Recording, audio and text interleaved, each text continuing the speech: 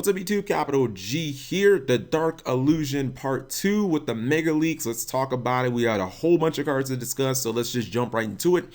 First up, we got Joining Forces. Let me just touch on the artwork on this card for just a quick second because I love that they are continuing the lore for Gagagigo. If you don't know what that is, Gagagigo is a monster. It's a very old monster, and you probably, if you don't know the name, you probably have seen this monster on numerous cards. That's because him, Freed, and Marauding Captain all have this huge lore that it's intertwined with like at least maybe damn near 15 cards now, and it looks like they finally put their differences aside because Gagagigo and Free do not like each other. Like, they have tried to kill each other in the past multiple times. They have fought each other on numerous occasions in cards, and looks like they put aside their differences to fight Invader of Darkness. In fact, I'll show you what I'm talking about. Like, you see in DD Borderline that they were about to fight there. Compulse evacuation device. I believe that has their that has some of their lore in. And actually, Gagagigo is actually friends with Marauding Captain. You see here, Marauding Captain is actually shielding Gagagigo, and if you look at two-man cell battle, they're actually fighting together. And Spirit Barrier, Invader of Darkness is actually trying to blast Marauding Captain, and Gagagigo, he steps in and he actually takes the blast because he remembers that, Marauding Captain did the same thing for him. And then on Memory of an Adversary, when Gagagigo got his like machine implants, I think it was from Magical Scientist, he was actually about to kill Freed, and then Marauding Captain stepped in to stop him because like Freed was about to be like resting pepperonis. I'm gonna do a video eventually about Gagagigo's lore and kind of him, Invader of Darkness, Freed, and Marauding Captain, because all of these guys are kind of intertwined. It's kind of similar to Warrior Digrapher, where he's on like 10 cards as well. He has a crazy lore. So anyways, it's a normal trap card. It says monsters you control cannot attack your opponent directly this turn that the card is activated. Effects: discard one monster, then target one face-up monster on the field. Its attack and defense become equal to the attack and defense of the monster discarded to activate this card until the end of the turn. So essentially, if you had, I don't know, like a Karibo or something like that, and you discarded the Blue Eyes, your Karibo would become 3,000 attack, 2,500 defense. Now, what's interesting about this is it doesn't have to target your monster. You can target your opponent's monster, which, maybe you want to be like real slick about it. Maybe you want to discard, like, let's just say your opponent has an Ignister and they're attacking over your, this is not a great example, but your Sutaro Knight Deneb, right? You could pitch an Effect Veiler. their Ignister would become the same stat line as the Effect Veiler. It would become 0/0, and there would be no replay, and their monster would essentially get fucked. So, I mean, there's some ways to use this card. It seems more like a card for the TV show than competitive play. We have another Assault Blackwing, and it's level 2. What? Oh my god, Crow, what are you doing? Please tell me they did not make Crow use this on the show. This is Assault Blackwing, Seiyo the Rain Shroud. Okay, so I thought we were going up with like rank 12s, and I guess now we're just going backwards because now we're at not rank 12, level 12, but now we're at level 2, so I don't know what's going on. It's a winged beast, dark, of course, is a Blackwing. 800 attack, 100 defense. It's generic, so, shout outs to like Frog Monarchs, I guess. The effect number one, if this card is synchro summoned using a Blackwing monster as material, it is treated as a tuner while face up on the field. Because why not? Because every Blackwing synchro has to be a tuner now, right? Because for reasons, I guess. Effect number two, up to twice per turn, this card cannot be destroyed by battle. You're not running this in Blackwings. You're not running this pretty much in any deck.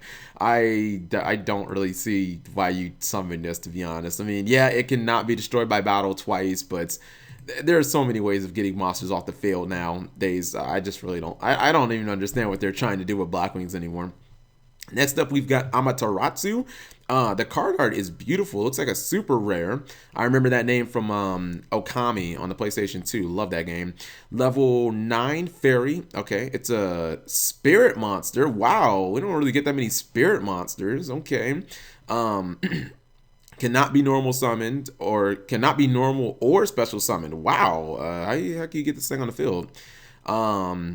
Effect number 1. During either player's turn, when your opponent activates a card or an effect that targets this face down card, you can change this card to face up defense position, draw 1 card.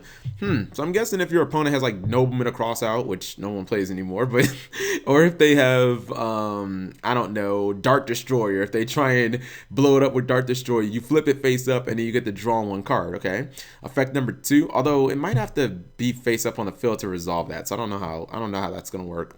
Effect number 2, if this card is flipped face up, banish all cards on the field other than this card. Damn. Okay. That's actually pretty damn powerful. Yeah, anytime this card gets flipped face up, it's pretty damn, it just banishes. It's fucking Judgment Dragon but banished. Effect number 3, during the end phase, if this card is flipped up, return this card to your hand. You know what? Damn, I'm trying to think of an easy way to get this on the field, but it can't be special summon. That's the problem, because I was like, wait a minute, what about the Shallow Grave, man?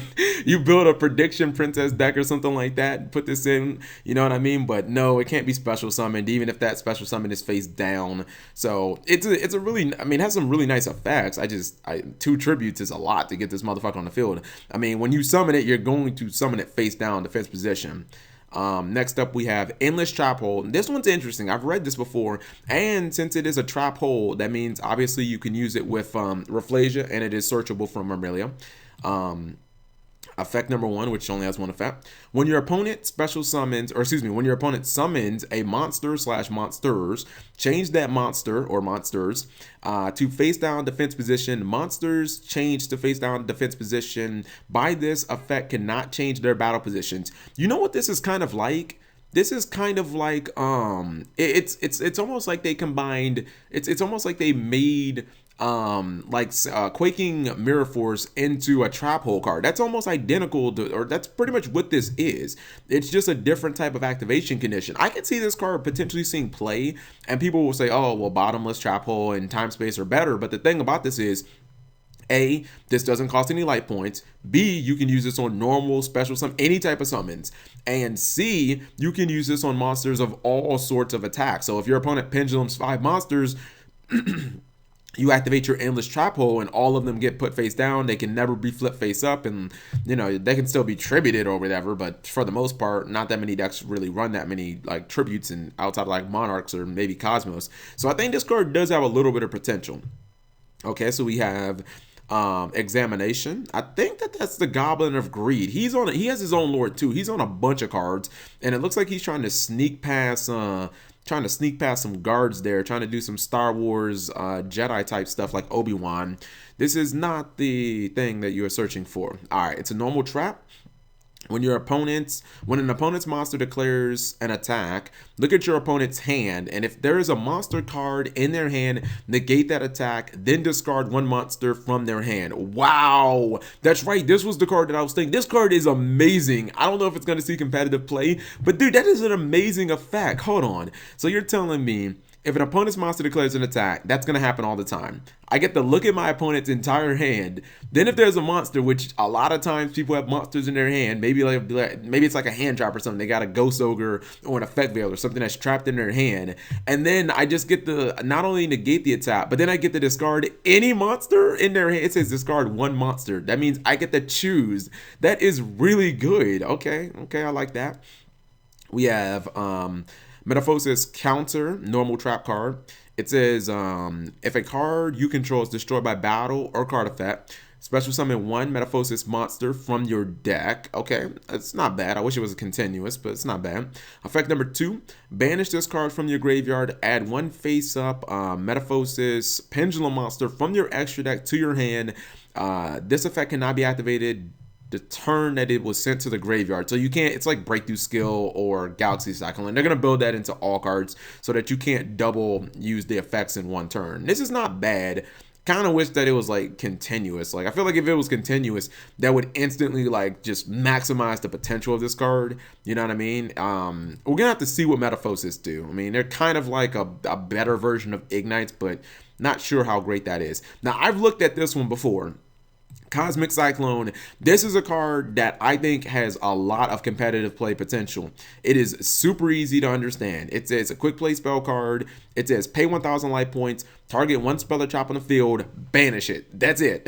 Basically, this is MST, except it does cost 1,000 life points, but it banishes the card. That means that, you know, if you use this blindly against like an artifact, okay, it's banished. It will never come back. This is way better against pendulum scales. It's better against field spells, you know, like, you know, decks like Monarchs, they get their domain and then they can, they can banish it to summon Prime. Imagine if you use this card, you use Cyclone on a Prime, then your opponent can't just summon it back from the graveyard. Now, I think if Twin Twisters gets hit, I could definitely see this card seeing some play. Like, I honestly think, I mean, 1,000 life points isn't really that much. Like, I think that this is better than MST because, yeah, it has a life point cost, but it banishes the card, man. Think about how many times that you've maybe MST'd something and it goes in the graveyard and your opponent banishes it for something else. Like, I don't know, man. I like this card a lot.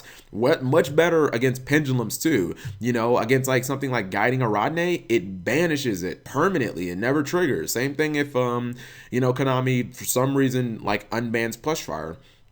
All right, we've got Black Dragon Ninja. I haven't read this one. It's a level 7 Dark Beast. Why is it a ninja, but it's not a warrior? It's a beast. That's kind of weird. 2,800 attack, 1,600 defense, cannot be special summoned except by the effect of a ninja monster or a ninjutsu art. I think those are like the, I don't know if those are they're talking about like the super transformation cards. Okay, let's read the effect.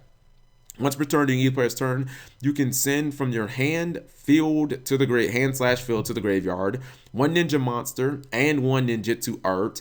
Target one monster on the field, banish it. It's not bad. Effect number 2: if this face-up card leaves the field, special summon all ? Monsters banished by this card's effect to their owner's field and face-up defense position. Oh wow, that second effect kind of made the card like kind of suck. I mean, if I'm gonna spend all my cards banishing your shit, why would I want to give you your shit back when this card leaves the field? I don't maybe it's mistranslated because it says, it's got that question mark with the all there, but I'm hoping that this is like a mistranslation because I don't know why I'd want to invest my cards trying to get rid of your monsters on the field if you're just going to get them all back when you kill this. Like, it doesn't make a lot of sense to me. All right. We have Metaphor Formation. I think this is a Metaphosis card, and it's a field spell for Metaphosis. Effect number 1: Metaphosis monsters you control gain 300 attack and defense. It's not bad. It's kind of like the Dino Mist. What's it called? It's like the Dino Mist field spell. Effect number 2: while you have a Metaphosis card in your Pendulum Zone, non-effect Metaphosis monsters you control are unaffected by opponent's card effects. Metaphosis do have a lot of fusions. And they're they're all pretty, like, a lot of them are just vanillas. So, like they've got 2 monsters that are vanillas. I'm thinking that this is supposed to work with that. I think this would probably be like maybe like a 1 or 2. I don't think that this is good enough where you're gonna run like maximize. You're not gonna max out on this. This isn't like Gates or like Rainbow Ruins or anything like that. Okay, we have Fairy Tale. Okay, I was looking to see if that was gonna be an archetype. Fairy Tale, Shirayuki. Okay. It's a light spellcaster type. I was thinking maybe since it had Fairy Tale in the name that it might be a fairy. 1850 attack, 1000 defense. Effect number 1: if this card is normal or special summoned, you can target one face-up monster your opponent controls, change it to face-down defense position. That's not bad at all. It's kind of like Tsukiyumi. Which isn't a terrible card. It's just no one wants to use their normal summon just for that, for a monster that's going to bounce back into their hand anyways. Effect number 2: during either player's turn, if this card is in your graveyard, you can banish a total of 7 cards from your hand, field, and or graveyard, except this card. Special summon this card from the graveyard. What? Dude, that is so many fucking cards that have to banish the summons. Apparently, this is based on Snow White. Okay, I like effect number 1. Effect number 2, I guess you might use it maybe like in a Lightsworn deck. I'm not trying to banish 7 cards though, especially not from my hand. But you can special summon them, like you can banish them from the graveyard. So in the late game, okay, I could see this card being kind of nice. But in the early game, doesn't really seem that strong. I'd want to like mill this or something like that. All right, we've got Totem 5. Level 3 fire rock monster. A lot of rocks in this set. 500 attack, 200 defense. If you special summon 5 monsters at the same time, pendulum summon, including this card, destroy as many cards your opponent controls as possible, and if you do, inflict 500 damage to your opponent for each for each destroyed. This is such a troll card. You have to basically, but like, I mean, what else could? Okay, oh, it does. You know what? 200 defense fire monster. Can't you rekindling this? Holy crap. I think, doesn't rekindling work with fire? I mean, I'm pretty sure rekindling is fire monsters with 200 defense. So I guess you could rekindling this, or you could obviously pendulum summon it. I mean, that's not a bad effect. That's basically a nuke your opponent's entire board effect, but it only works when, you know, you special summon 5 monsters at the same time. So you basically have to go completely YOLO. Like, don't get solemned, otherwise you pretty much lose. All right, and then we have Card of Soul. This is one of the craziest effects that, like, is the most situational thing I've ever heard of. You can only activate 1 Card of Soul per turn. Look through your deck and then add 1 monster whose attack and defense total equal your life points for your from your deck to your hand.